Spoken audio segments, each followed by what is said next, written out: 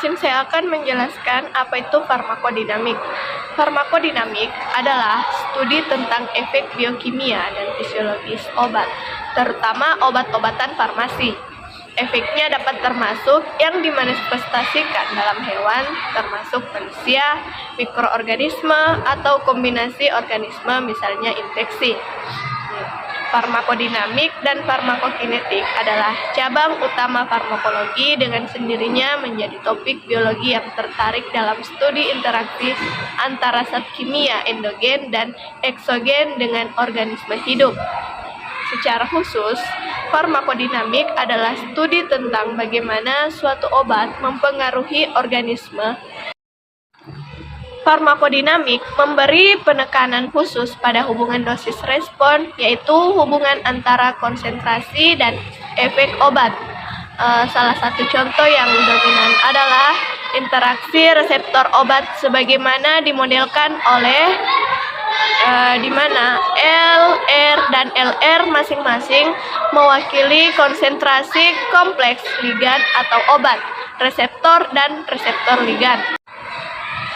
Persamaan ini merupakan model dinamika reaksi yang disederhanakan yang dapat dipelajari secara matematis melalui alat-alat seperti peta energi bebas. Farmakodinamik merupakan studi tindakan farmakologis pada sistem kehidupan, termasuk reaksi dengan dan mengikat konstitusi sel dan konsekuensi biokimia dan fisiologi dari tindakan ini. Mayoritas obat juga meniru atau menghambat proses fisiologis atau biokimia normal atau menghambat proses patologis pada hewan atau menghambat proses vital endo atau ektoparasit dan organisme mikrob. Ada 7 aktivitas obat utama. Yang pertama, merangsang tindakan melalui organisme reseptor langsung dan efek hilir. Tindakan menekan melalui agonis reseptor langsung dan efek hilir. Tindakan memblokir atau antagonis atau seperti dengan antagonis diam, obat mengikat reseptor tetapi tidak mengaktifkannya. Aksi stabilisasi obat tampaknya tidak bertindak sebagai stimulasi atau sebagai depres. Misalnya beberapa obat memiliki aktivitas reseptor yang memungkinkan untuk menstabilkan aktivasi reseptor umum, seperti buprenorfin pada individu yang tergantung opioid, pada aripiprazole, pada skizofrenia, semua tergantung pada dosisnya dan penerima. Selanjutnya, bertukar atau mengganti zat atau mengakumulasinya untuk membentuk cadangan, misalnya penyimpanan glikogen. Selanjutnya, reaksi kimia bermanfaat langsung seperti dalam membersihkan radikal bebas. Selanjutnya, reaksi kimia berbahaya langsung yang dapat menyebabkan kerusakan atau kerusakan sel melalui kerusakan yang disebabkan oleh racun atau mematikan, atau sitotoksisitas atau iritasi. Baik, saya akan melanjutkannya. Aktivitas yang diinginkan, aktivitas obat yang diinginkan terutama karena berhasilnya penargetan salah satu diantaranya yaitu gangguan membran sel. Yang kedua, reaksi kimia dan efek hilir. Yang ketiga, interaksi dengan protein enzim. Yang keempat, interaksi dengan protein struktural. Yang kelima, interaksi dengan protein pembawa. Yang keenam, interaksi dengan saluran ion. Yang ketujuh, ikatan liga dengan reseptor. Yang kedelapan, reseptor hormon. Yang kesembilan, reseptor neurotransmitter. Yang kesepuluh, reseptor neurotransmitter. Anestesi umumnya dulunya dianggap bekerja dengan cara merusak membran saraf, sehingga mengubah masuknya enzim antasis dan agen bergabung secara kimiawi. Ikatan enzim adalah cara untuk mengubah produksi atau metabolisme bahan kimia endogen umumnya, misalnya aspirasi secara visibel, menghambat enzim protolisis dan sintesis, sehingga mencegah resep peradangan obat untuk Gauge, mengganggu fungsi tubulis, protein, struktur, serta sementara digistalis obat yang masih digunakan pada gagal jantung, menghambat aktivitas molekul, membawa pompa kelas obat terluas bertindak sebagai liga yang berikatan dengan respon yang menentukan efek seluler. Setelah pengikatan obat, reseptor dapat memperoleh tindakan normal mereka atau agonis, tindakan diblokir atau antagonis, atau bahkan tidak dapat tindakan yang berlawanan dengan normatif atau agonis terbaik. Pada prinsipnya, seseorang farmakologis akan bertujuan untuk target konsentrasi plasma obat untuk tingkat respon yang diinginkan. Pada kenyataannya, ada banyak faktor yang mempengaruhi tujuan ini. Adapun faktor farmakokinetik menentukan konsentrasi puncak.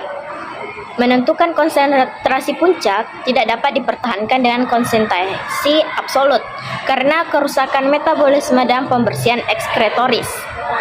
Faktor genetik mungkin adanya yang akan mengubah metabolisme atau tindakan obat itu sendiri. Dan status langsung pasien juga dapat mempengaruhi dosis yang ditunjukkan. Efek yang tidak diinginkan. Efek yang tidak diinginkan dari suatu obat termasuk yaitu peningkatan kemungkinan mutasi sel atau aktivitas karsinogenik. Kedua, berbagai macam tindakan simultan yang mungkin merusak. Tiga, interaksi atau biasa disebut aditif, multiplikatif atau metabolik.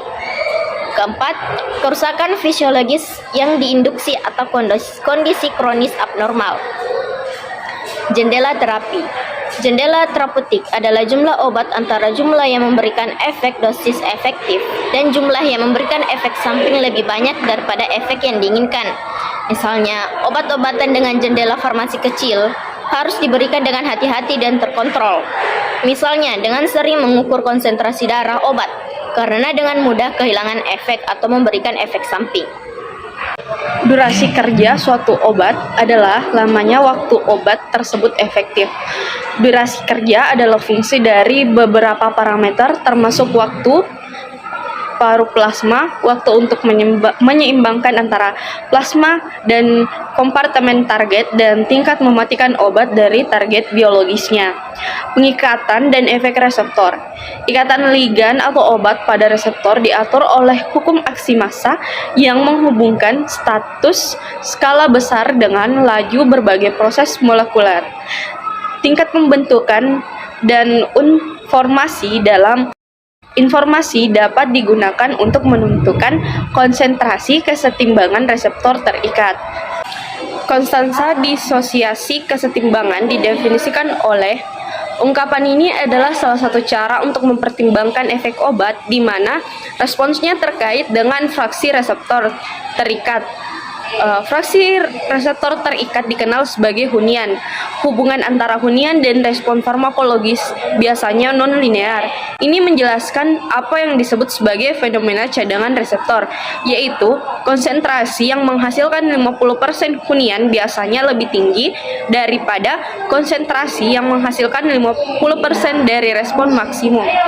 Lebih tepatnya, cadangan reseptor mengacu pada sebuah fenomena di mana stimulasi hanya sebagian kecil dari seluruh populasi reseptor ternyata memunculkan efek maksimal dan dapat dicapai dalam suatu parhis menjelaskan apa yang disebut sebagai fenomena cadangan reseptor, yaitu konsentrasi yang menghasilkan hunian 50% biasanya lebih tinggi daripada konsentrasi menghasilkan dari respon maksimum. Lebih tepatnya, cadangan reseptor mengacu pada sebuah fenomena di mana stimulasi hanya sebagian kecil dari seluruh populasi reseptor tampaknya memunculkan efek maksimal yang dapat dicapai dalam jaringan tertentu, jaringan seluler.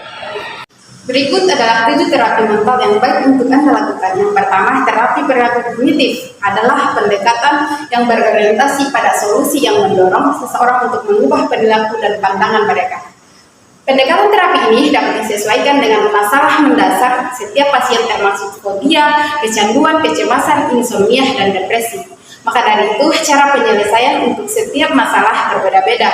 Namun perlu diingat, tidak dapat terapi ajaib yang bisa memberikan hasil instan, tetapi mental ini membutuhkan proses komitmen dan berhubungan yang baik agar dapat merasa lega dan sembuh dari masalah. Yang kedua adalah terapi interpersonal. Jadi terapi ini mengobati untuk gangguan suasana hati. Terapi ini bisa meningkatkan hubungan seseorang beserta caranya berinteraksi untuk membantu mengurangi tekanan yang dialami. Jadi terapi interpersonal ini terbukti efektif untuk orang-orang yang mengalami kesusahan peristiwa tertentu, misalnya pindahan, bercerai, ataupun kematian seseorang yang disayanginya. Yang ketiga adalah terapi pernikahan dan keluarga. Jadi di sini terapi pernikahan ini, konseling yang satu ini biasanya berlangsung sekitar 12 minggu dan berfokus pada peningkatan kualitas hubungan antara dua orang atau lebih. Terapi ini juga membantu Anda mendapatkan kemampuan untuk berjuang di dalam sebuah hubungan sehingga Anda terhindar dari kecemasan, perselisihan, dan trauma perkawinan. Dan yang keempat adalah terapi psikodinamik. Jadi terapi ini dari terapi kesehatan mental dengan menggunakan percakapan mendalam yang membahas dunia eksternal pasien. Terapi ini juga cocok loh dapat dijadikan oleh mereka yang berurusan dengan depresi, kecanduan, gangguan makan, dan gangguan kecemasan sosial. Dalam terapi ini, psikodinamik, orang didesak untuk berbicara tentang apa saja yang muncul di benak mereka. Terapi ini juga ada orang-orang yang menyadari masalah mereka, tetapi mereka tidak tahu cara untuk menyelesaikannya. Apa yang dipelajari dalam farmakodinamik? Farmakodinamik mempelajari kegiatan obat terhadap organisme hidup, terutama cara dan mekanisme kerjanya, reaksi fisiologi, serta efek terapi yang ditimbulkan. Singkatnya, farmakodinamik mencakup semua efek yang dilakukan oleh obat terhadap tubuh.